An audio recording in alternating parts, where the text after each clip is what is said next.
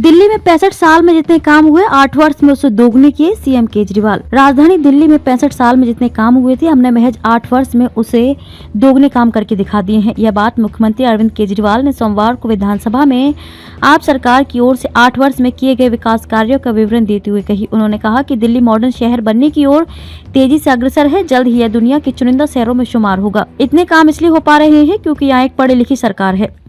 CM ने कहा कि दिल्ली मॉडल में जीरो करप्शन है, एक पढ़ी लिखी ईमानदार सरकार है जो हर तबके को अच्छी व मुफ्त शिक्षा, स्वास्थ्य, बिजली, पानी दे रही है। इस कारण लोगों को महंगाई से राहत मिल रही है। दिल्ली का बजट भी मुनाफे में है। दिल्ली के बजट में विकास पर किया गया है फोकस। दिल्ली विधानसभा के बजट सत्र के दौरान मुख्यमंत्री ने कहा कि दिल्ली में इंफ्रास्ट्रक्चर को बढ़ावा देने के लिए 21,000 करोड़ रुपए खर्च किए जाएंगे।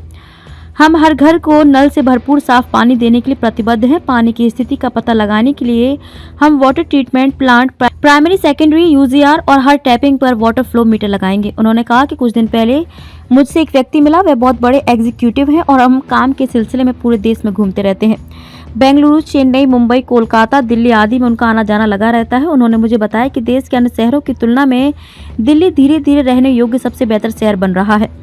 यहाँ जीवन जीने की सभी सुविधाएं हैं और धीरे धीरे चीजें विकसित भी हो रही हैं। जब आम लोग दिल्ली के लिए इस तरह की बातें कहते हैं तो यह हमारी सरकार की बड़ी उपलब्धि है। बंद नहीं होगी बिजली सब्सिडी। सीएम ने विधानसभा परिसर में एक सवाल के जवाब में कहा कि भाजपा शासित राज्यों में कोई भी सुविधा जनता को मुफ्त में नहीं दी जा रही है, फिर भी उनका बजट घाटे का होता है। हमने दिल्ली में फ्री बिजली दी, लेकिन यह भाजपा के लोगों को बहुत चुभ रहा है। तरह तरह के षड्यंत्र रचे जा रहे हैं, लेकिन जब तक मैं हूँ दिल्ली की बिजली सब्सिडी को बंद नहीं होने दूंगा।